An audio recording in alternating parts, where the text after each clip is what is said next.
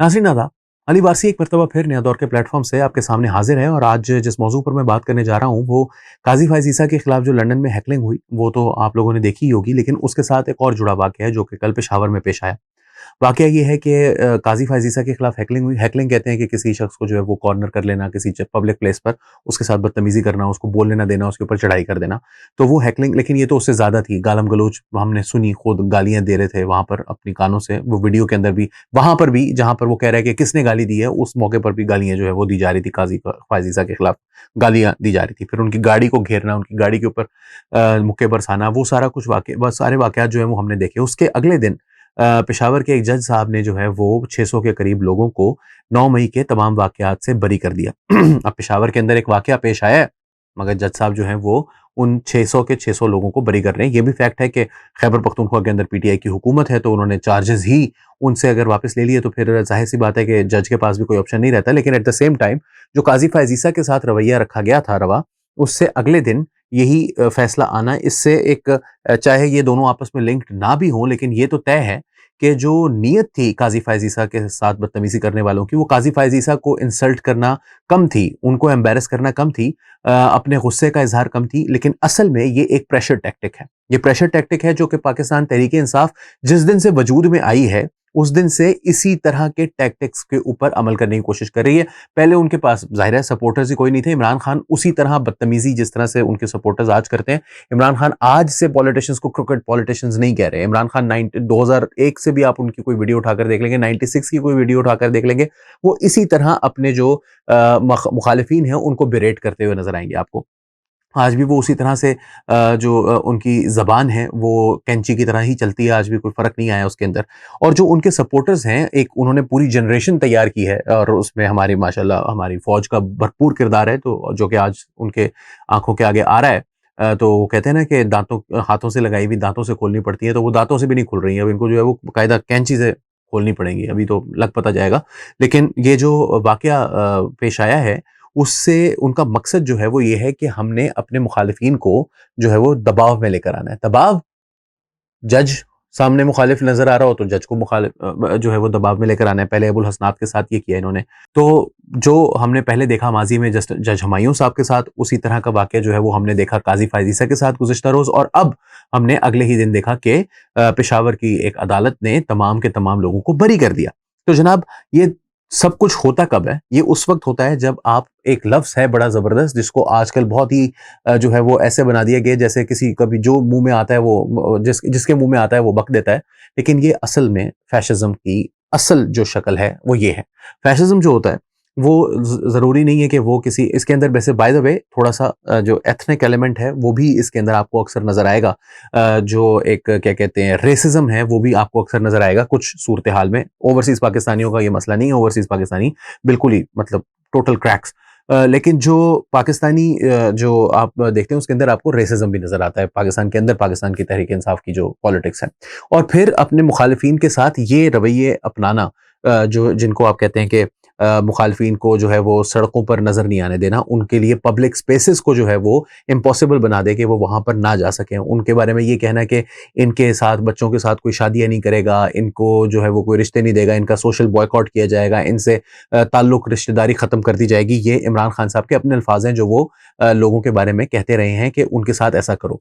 वो अपने political opponents को डिलेजिटिमाइज़ करने के लिए, उनकी कानूनी साख को नुकसान पहुँचाने के लिए उनका अब 2024 का इलेक्शन तो हम सबको पता है, 2018 का इलेक्शन भी हम सबको पता था, लेकिन 2013 के इलेक्शन में वी ऑल नो कि PMLN won Punjab hands down. मगर पाकिस्तान तहरीक-ए-इंसाफ ने 2 साल एक, मैं कहता हूँ जैसे तूफ़ान बदतमीज़ी जो है वो बर्पा किए रखा पूरे मुल्क में, कि मुल्क में जो है वो एक धांधली हुई है, और उस धांधली की वजह से पाकिस्तान तहरीक-ए-इंसाफ के से कोई 100 सीटें जो है वो छीन ली गई हैं, और वो 100 जो कि 2018 में भी जाके नहीं मिली थी उनको, उसके बाद भी उनको सारी मिला के दूसरों की छीन के तब भी उनकी कोई 110, 12, 15 सीटें बनी थी। तो उस वक़्त भी जो है वो उन्होंने ये सब कुछ किया क्योंकि वो अपने ओपोनेंट की जो लेजिटिमेट हैसियत है उसको चैलेंज कर रहे होते हैं। और ये सब कुछ करने के बाद वो हासिल क्या करते हैं?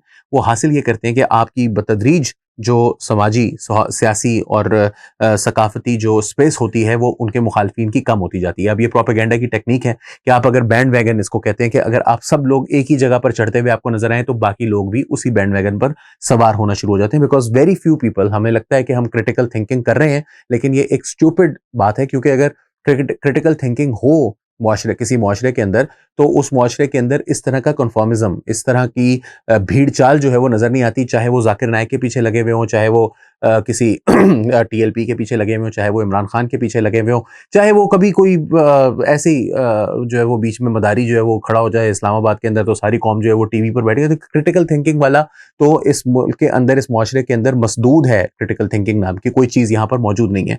तो ये जो भीड़ चाल है उसको फिर वो अपने लिए इस्तेमाल करते हैं और बतदरीज एक ऐसी सूरत हाल क्रिएट कर देते हैं कि जहां पर आवाम को खुद भी पता नहीं होता, लेकिन उनकी सारी डेमोक्रेटिक जो होती है एक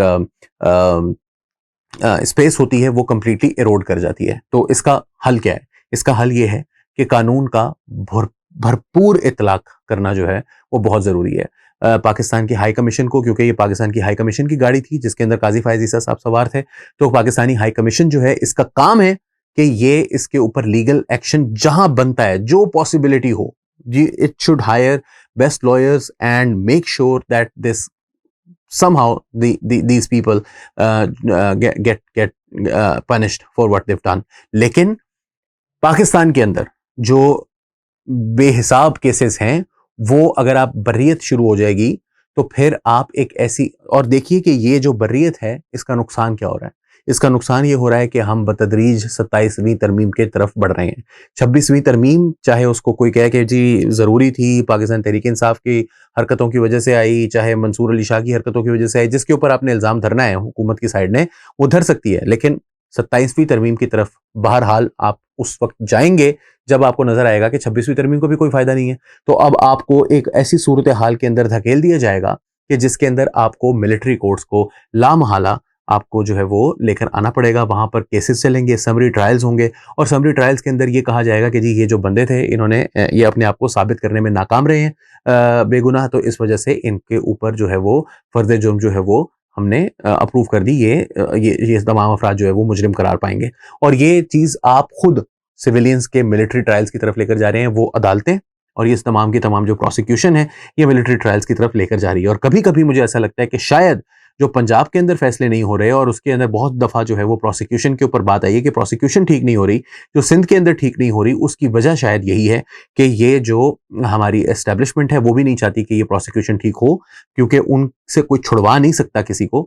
तो उन्होंने भी ये फैसला किया हुआ है कि प्रोसिक्यूशन हमने यहाँ पर नहीं होने देनी। हम विक्टिम हैं इधर, हम अग्रीव पार्टी हैं, तो हमने ये फैसला जो है वो मिलिट्री कोर्ट से करवा के इनको सजाएं देनी है और खुद सजाएं देनी है। पाकिस्तान की अदालतों पर इस केस को नहीं छोड़ना है, क्योंकि वहां पर जो है वो जो भी वजूहात हों ह्यूमन राइट्स की बेसिस पर या लैक ऑफ एविडेंस के बेस पर, वो कह रहे हैं नहीं हमने सजा देनी है और मिलिट्री कोर्ट्स के जरिए ही देनी है, किसी और तरीके से सजा भी नहीं देनी। विच इज वाई पंजाब के अंदर भी प्रोसिक्यूशन जो है वो बहुत वीक है, मुझे ऐसा खदशा है। लेकिन ये तमाम जो चीजें हैं वो पाकिस्तान के अंदर फैशिज्म और अथॉरिटेरियनिज्म की इंतहाई शदीद इस वक्त क्लैश है।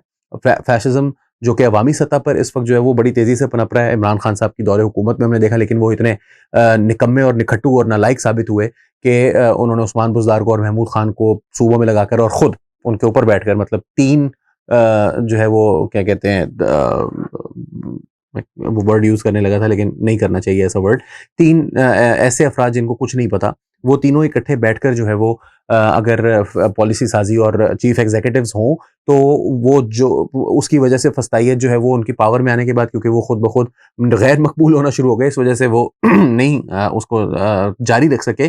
पूरी तरह से उन्होंने वो अथॉरिटेरियन स्टाइल में तो किया, लेकिन उन्होंने वो जो हरकतें करनी थी, जो लोगों को जो है वो क्या कहते हैं मिडिल क्लास की जो बदतरीन एंग्जाइटीज़ हैं उनको इस्तेमाल करके तमाम अपने मुखालफिन के खिलाफ बदतरीन किस्म के क्रैकडाउन करना, उनके जो है वो डीलेजिटिमाइज करना, उनके जो सपोर्टर्स हैं उनको एक सिविल वॉर की तरफ जाने के लिए, और उसे डरना ना। और फिर कोर्ट पैकिंग जिस तरह से उन्होंने जजेस को लगाया है, मैंने खुद अभी तक देख लें वो मसला ही नहीं हल हो रहा, क्योंकि जज अपनी मर्जी के इतने सारे लगा दिए गए हैं।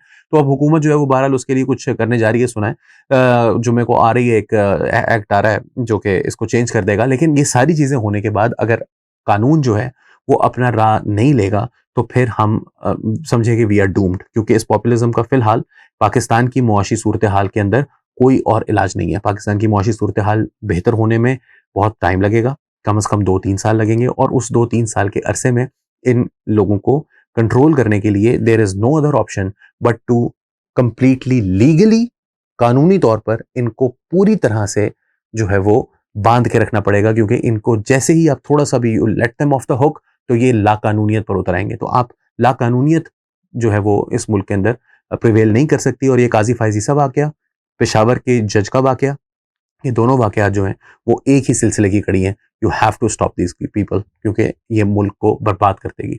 अली वारसी को नया दौर के प्लेटफॉर्म से इजाजत दीजिए। आदाब।